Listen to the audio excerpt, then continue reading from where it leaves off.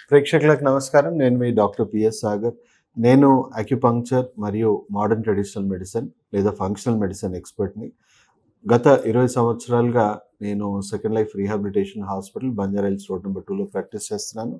ఈరోజు మీకు అవగాహన కలిగించబోయే టాపిక్ వచ్చేసి స్మోకింగ్ అండి. అంటే పొగాకు లేదా ఈ గంజాయి రకరకాల స్మోకింగ్ మనం చూసుకోవచ్చు. అడిక్షన్స్ చాలా తీవ్రంగా మారుతా ఉన్నాయి. ఒక రకంగా అన్ని అడిక్షన్స్‌లో ఇది నంబర్ 1 కిల్లర్‌గా మనం చెప్పొచ్చు. సో, స్మోకింగ్ అడిక్షన్ అసలు అడిక్షన్ అంటే ఏంటి అనేది మీరు ఈరోజు తెలుసుకుంటారు. ఎన్ని స్టేజెస్ ఉంటాయని తెలుసుకుంటారు.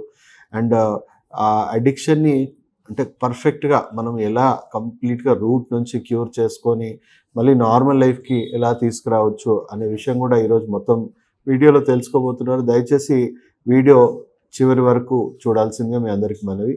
సో, ఫస్ట్ థింగ్ అడిక్ట్ ఎందుకు అవుతున్నాడు మనిషి? మీరైనా, నేనైనా ప్రతి ఒక్కరికి బ్రెయిన్‌లో డోపమైన్ అనే ఒక హార్మోన్ ఉందండి. ఆ హార్మోన్ మనని సంతోషపరిచే, సంతృప్తిపరిచే హార్మోన్ అండి. మనకి నచ్చిన పని ఏది చేసినా, నచ్చిన ఆహారం తిన్నా, నచ్చింది ఏది చేసినా మనకది రిలీజ్ అయ్యి మనకి సంతృప్తినిస్తా ఉంటుంది, సంతోషం ఇస్తా ఉంటుంది. అండ్ బ్రెయిన్‌కి అది రివార్డ్ లాగా పనిచేస్తా ఉంటుంది. సో, ప్రతి మనిషి ఎప్పుడూ సంతోషంగా ఉండాలనే కోరుకుంటాడు. ఎవరు కూడా బాధలతో, దుఃఖాలతో బతకాలనైతే మనం అనుకోం. సో, కానీ ఎప్పుడైతే ఈ డోపమైన్ అనేది లిమిట్స్‌కి మించి దాటిపోతా ఉంటుందో, బ్రెయిన్ దానికే ఎక్కువగా ఇష్టపడుతుంది. అంటే మీకు ఏదైనా ఇష్టమైన ఫుడ్ కంటే ఇంకా బెటర్ రుచి దొరికిందనుకోండి, దాని మీద ఎక్కువగా దృష్టి మీ బ్రెయిన్‌కి మళ్లుతా ఉంటుంది. సో, అడిక్షన్స్‌లో మనం 2 రకాలండి. ఒకటి సబ్‌స్టెన్స్ అడిక్షన్, ఒకటి నాన్ సబ్‌స్టెన్స్. అంటే మనం బిహేవియర్ అడిక్షన్స్ కూడా చాలా ఉన్నాయండి. అంటే కేవలం మత్తుకే మన బ్రెయిన్ బానిస అవ్వదు. ఇంకా చాలా విషయాల్లో బానిస అవుతాయి. సో, చెప్పాలి అంటే ఇప్పుడు మనం అందరికి సెల్ ఫోన్ అడిక్షన్ ఉంది. గేమింగ్, బెట్టింగ్ అడిక్షన్, తర్వాత ఈ షాపింగ్ అడిక్షన్ అని సో, ఎన్నో రకాల బిహేవియర్ అడిక్షన్స్ మనకి లవ్ అని చెప్పేసి అమ్మాయిలు వెనక విపరీతంగా బానిసలాగా మారిపోవడము. సో, చాలా రకాలుగా బిహేవియర్ అడిక్షన్స్ మనం చూడొచ్చు. అలాగే మనం సబ్‌స్టెన్స్ అడిక్షన్స్ చూసుకుంటే ఆల్కహాల్, స్మోకింగ్, గుట్కా, డ్రగ్స్ ఇవన్నీ ఎన్నో ఉన్నాయి.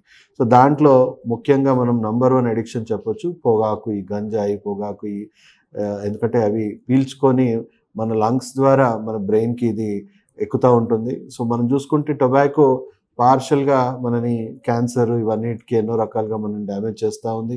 అలాగే ఇది కూడా గంజాయి కూడా ఎక్కువగా బ్రెయిన్ కేపబిలిటీస్‌ని ఇంకా ఎక్కువగా డ్యామేజ్ చేస్తా ఉంటుంది. మనం చూసుకుంటే ఆ పొగాకు సంబంధించిన రసాయనాలన్నీ మన లంగ్స్ కానీ, బ్రెయిన్‌కి కానీ తగిలి, తగిలి మన హార్ట్, రక్తనాళాలు, బ్రెయిన్ స్ట్రోక్‌కి దారితీస్తా ఉంటుంది. చాలా రకాలుగా మనిషిని ఇబ్బంది పెడతా ఉంటుంది.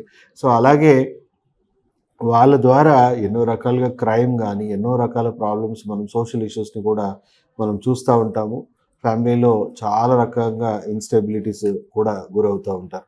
సో, దీనికి ఎలా ట్రీట్మెంట్ ఇవ్వచ్చు అంటే వీళ్ళు ఎంత చెప్పినా ఒక్కసారి అడిక్షన్ జోన్‌లోకి వెళ్ళిపోయాక మనం చెప్పాలంటే 3 స్టేజెస్‌లో ఉంటాం. మనం ఏదో ఫ్రెండ్‌షిప్‌లో లైట్‌గా దాంట్లో పెద్దగా రుచి, పచి లేకుండా కూడా దాన్ని మెల్లమెల్లగా ఆస్వాదిస్తా ఉంటారు. ఎందుకు అలా ఆస్వాదిస్తారంటే బ్రెయిన్ సెల్స్ డ్యామేజ్ అయ్యి అప్పటిదప్పుడే డ్యామేజ్ అయ్యి మనకు ఇష్టమైన ఫుడ్, ఇష్టమైన పని కంటే ఎక్కువ డోపమైన్ 100 రెట్లు, 1000 రెట్లు ఎక్కువ డోపమైన్ అన్‌కంట్రోల్డ్ డోపమైన్ రిలీజ్ అయ్యేసరికి బ్రెయిన్ దృష్టిని విపరీతంగా ఆకర్షిస్తుంది.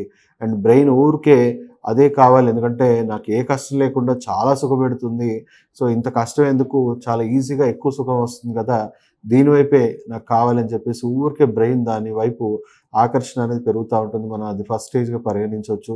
సెకండ్ స్టేజ్‌లో వాళ్ళకి ఇవి తీసుకొని బ్రెయిన్ కేపబిలిటీస్ అనేది తగ్గిపోతా ఉంటుంది. అనలైజింగ్ కేపబిలిటీస్ కొంతవరకు పార్షియల్‌గా సిస్టమ్‌లో డ్యామేజెస్ కూడా వాళ్ళకి జరుగుతా ఉంటాయి. పార్షియల్‌గా డ్యామేజ్ అవుతది. సో, వాళ్ళకి ఏమవుతుంది ఫ్యామిలీ కంటే దానికి ఎక్కువ ప్రయారిటీస్, నార్మల్ వర్క్ కంటే దానికి ఎక్కువ ప్రయారిటీస్ అనేవి ప్రయారిటైజేషన్ అనేది తగ్గిపోతా ఉంటుంది. అలాగే లాస్ట్ స్టేజ్‌లో చూసుకుంటే వాళ్ళు సెల్ఫ్ సాక్రిఫైస్ లెవెల్ డాక్టర్స్ అందరూ చెప్తారు. చనిపోతాడమ్మా ఇంకా ఇలా కంటిన్యూ చేస్తే చాలా హెవీ టాక్సిక్ డ్యామేజ్ అవుతా ఉన్నాడని చెప్పినా కూడా వాళ్ళు ఎలాంటి మార్పు అనేది మనం చూడము. ఎందుకంటే వాళ్ళు చేయి దాటిపోయిన సిట్యుయేషన్ వాళ్ళ బ్రెయిన్ కానీ నన్ను మాత్రం సుఖపెడతానే ఉండాలని పూర్తిగా బానిసగా ఆలోచించేలా చేస్తది. సో, వాళ్ళు క వాళ్ళకు ఫ్యామిలీ ఇవన్నీ ఏవి ఇంపార్టెంట్ కాదు. వాళ్ళని వాళ్ళే సాక్రిఫైస్ చేసుకునే కేపబిలిటీ వాళ్ళలో ఉంటుంది కాబట్టి వాళ్ళెవరు కూడా మారే అవకాశం ఉండదు. సో, ఇలాంటి బ్రెయిన్‌ని, ఇలాంటి పరిస్థితిని మనం కూర్చోబెట్టి ఎన్ని కౌన్సిలింగ్లు ఇచ్చినా, ఎన్ని ఒట్టోపు ఇచ్చినా, సైకాట్రిస్ట్‌తో కౌన్సిలింగ్ ఇచ్చినా వాళ్ళు ఎలాంటి మార్పు చెందరు. దానికి ప్యారలల్‌గా వేరే మత్తు మందులు ఇచ్చి వాళ్ళని సెడేట్ చేసిన రోజులే వాళ్ళు కంట్రోల్‌లో ఉంటారు. మళ్ళీ సెడేషన్ పోగానే మళ్ళీ అదే కావాలని వాళ్ళ కోరికలొస్తాయి. వీళ్ళని తీసుకెళ్ళి ఎన్ని రోజులు రీహాబిలిటేషన్ హాస్పిటల్‌లో పెట్టినా వాళ్ళలో పాక్షికంగానే మార్పులొస్తాయి గానీ, మళ్ళీ బయటికొచ్చిన వెంటనే మళ్ళీ అదే కావాలనే ఫీలింగ్స్ వాళ్ళలో పెరుగుతా ఉంటుంది. సో, ఈ ట్రెడిషనల్ మెడిసిన్‌లో అంటే మోడర్న్ ట్రెడిషనల్ మెడిసిన్‌లో ఎలాంటి ట్రీట్మెంట్ మనకు అందుబాటులో ఉంది, ఎలా మనం వాళ్ళని క్యూర్ చేసుకోవచ్చు అనే విషయం కూడా మనం చెప్తాము. సో, ఫస్ట్ థింగ్ అంటే పేషెంట్స్‌లో 80% పేషెంట్స్ మనం చూసుకుంటే వాళ్ళు ఎలాంటి ట్రీట్మెంట్‌కి వాళ్ళు సహకరించరు, వాళ్ళు రారు. సో, వాళ్ళకి మెడిసిన్ ఇచ్చినా, ఏది ఇచ్చినా, తెలిసి ఇచ్చినా, వాళ్ళని రిహాబ్‌లో ఏసినా కూడా వాళ్ళు మారడానికి ఇష్టపడరు. సో, అలాంటి పర్సన్స్ అందరికి కూడా వాళ్ళ ఫ్రీడమ్‌ని గానీ, వాళ్ళ ఈగోని గానీ మనం ఎలాంటి డిస్టర్బ్ చేయకుండా, వాళ్ళు ఎలాంటి జీవనంలో ఉన్నారో అలాంటి జీవనంలోనే ఉంచి, తెలియకుండానే వాళ్ళ ఫుడ్‌లో మనం మంచి ఆరోగ్యకరమైన ఔషధ మొక్కల్ని మనము ఇస్తాం. సో, అది అనుకోకుండా ఇంట్లో చిన్న పిల్లలు తిన్నా, పెద్దవాళ్ళు తిన్నా ఎలాంటి సైడ్ ఎఫెక్ట్స్ ఉండవు, ఎలాంటి ప్రాబ్లమ్స్ ఉండవు. సో, వాళ్ళకి ఏమవుతుందంటే మెల్లిమెల్లిగా ఆ క్రేవింగ్స్ వాళ్ళలో కంట్రోల్ చేస్తా ఉంది. ఇప్పుడు మనం ఇక్కడ మీరు గుర్తుంచుకోవాల్సింది ఏంటంటే, మనం బ్రెయిన్ బానిస అయింది. సో, బ్రెయినే మెల్లిమెల్లిగా వాళ్ళకి రివర్స్ ఇన్‌స్ట్రక్షన్స్ ఇచ్చేలాగా మనం చేస్తాం. ఎందుకంటే వాళ్ళు ఎవరి మాట వినరు. బ్రెయిన్ మాట తప్ప ఎవరి మాట వినరు. సో, బ్రెయినే రివర్స్ ఇన్‌స్ట్రక్షన్స్ ఇచ్చేలాగా అది పనిచేస్తా ఉంటుంది మెడిసిన్స్. వాళ్ళకి తెలియకుండా టేస్ట్‌లెస్‌గా మనం పెడతా ఉంటాము. సో, దానివల్ల వాళ్ళకేంటంటే దాని మీద వచ్చే ఫీలింగ్స్ తగ్గిపోతాయి. దాని మీద బ్రెయిన్ కావాలి కావాలనే అధిక కోరికలు, అత్యాశ తగ్గించుకొని నాకది ఎక్కువగా నచ్చట్లేదు, ఇష్టం అనిపియట్లేదు, తగ్గించు, తగ్గించు అని వాళ్ళకే రివర్స్ ఇన్‌స్ట్రక్షన్స్ ఇవ్వడం జరుగుతా ఉంటుంది. దానివల్ల మనం ఒక 4 మంత్స్ టు 8 మంత్స్ లోపు వాళ్ళలో అట్‌లీస్ట్ ఎంత లేకున్నా ఒక 60% 80% వాళ్ళు ఫిజికల్‌గా తాగడం అనేది తగ్గించుకుంటూ వస్తారు. క్రమంగా ఎవ్రీ మంత్ ఒక యావరేజ్ 20% రిడక్షన్ కనబడుతుంది. అలాగే కంట్రోల్ వచ్చాక కూడా వాళ్ళని ఒక 1 ఇయర్ పైనే 1 ఇయర్ కొన్ని వర్స్ట్ లాస్ట్ స్టేజ్ కండిషన్స్ అయితే మనం 2 ఇయర్స్ వరకు కూడా వాళ్ళకి రీహాబిలిటేషన్ మెడిసిన్స్ ఇస్తాం. రీహాబిలిటేషన్ అంటే ఏంటి అనంటే వాళ్ళని శారీరకంగా, మానసికంగా పూర్తిగా ఆరోగ్యవంతులుగా అయ్యి నార్మల్ జీవితం పూర్తిగా అలవాటయిపోవాలి. అండ్ దాని మీద ఎలాంటి ఆశ అనేది ఉండదు. చచ్చిపోతుంది ఇంకా కంప్లీట్‌గా. దాని మీద ఫీలింగ్సే ఉండవు. నార్మల్ జీవితమే బతకడమే వాళ్ళకి బాగా అనిపిస్తుంది వాళ్ళ బ్రెయిన్‌కి. సో, ఆ విధంగా ఒక 12 మంత్సో, 2 ఇయర్సో ఈ అడిక్షన్‌లో ఉన్న వాళ్ళకి మనం రీహాబిలిటేషన్ మెడిసిన్స్ ఇస్తాము. సో, అదే తెలిసైతే చాలా తక్కువ టైంలో అవుతుంది. మన కేవలం 10-20% పేషెంట్సే సెల్ఫ్ విల్లింగ్‌లో ఉంటారు. సో, హార్డ్‌లీ 3-6 మంత్స్‌లో వాళ్ళని ఇదే అచీవ్‌మెంట్. ఎందుకంటే వాళ్ళు కోఆపరేట్ చేస్తారు. అండ్ వాళ్ళకి కొన్ని స్పెషలైజ్డ్ ట్రీట్మెంట్స్ ఇస్తాం. బ్రెయిన్‌కి కొన్ని స్పెషలైజ్డ్ ట్రీట్మెంట్స్ ఇస్తాం. నాడా ప్రోటోకాల్ లాంటివి. ఆ ప్రోటోకాల్ వల్ల ఏమవుతుందంటే ఈ డోపమిన్‌కి counter hormones serotonin, melatonin, oxytocin వీటిని మనం ఎక్కువగా రిలీజ్ చేయడం వల్ల డోపమిన్ మీద వాళ్ళకి ధ్యాస తగ్గుతుంది. స్ట్రెస్, కోపము, ఆవేశము, ఈ డిప్రెషన్ ఇలాంటి ఫీలింగ్స్ అన్నీ వాళ్ళలో బాగా కంట్రోల్‌లో వస్తాయి.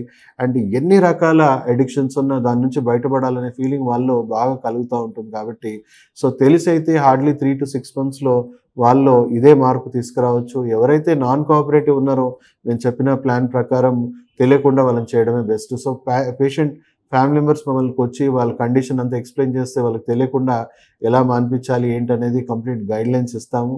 సో, మెల్లిమెల్లిగా సైడ్ ఎఫెక్ట్స్ అంటూ ఉండవు. అండ్ మోడర్న్ ట్రెడిషనల్ మెడిసిన్ చాలా హైలీ ఎఫెక్టివ్. కాస్ట్ కూడా చూసుకుంటే చాలా తక్కువ. సైడ్ ఎఫెక్ట్స్ ఉండవు. Success rate is very high. And ప్రపంచ ఆరోగ్య సంస్థ మోడర్న్ ట్రెడిషనల్ మెడిసిన్‌ని చాలా పెద్ద ఎత్తున వరల్డ్ వైడ్ ప్రచారంలో తీసుకొస్తుంది, ప్రమోట్ చేస్తా ఉంది. అండ్ ఇప్పుడు ఇది second leading practice world wide. So, దీనికి ఆదరణ విపరీతంగా పెరుగుతుంది. అండ్ సైడ్ ఎఫెక్ట్స్ లేవు. చాలా మంచి రిజల్ట్ ఓరియెంటెడ్ ట్రీట్మెంట్ అండి.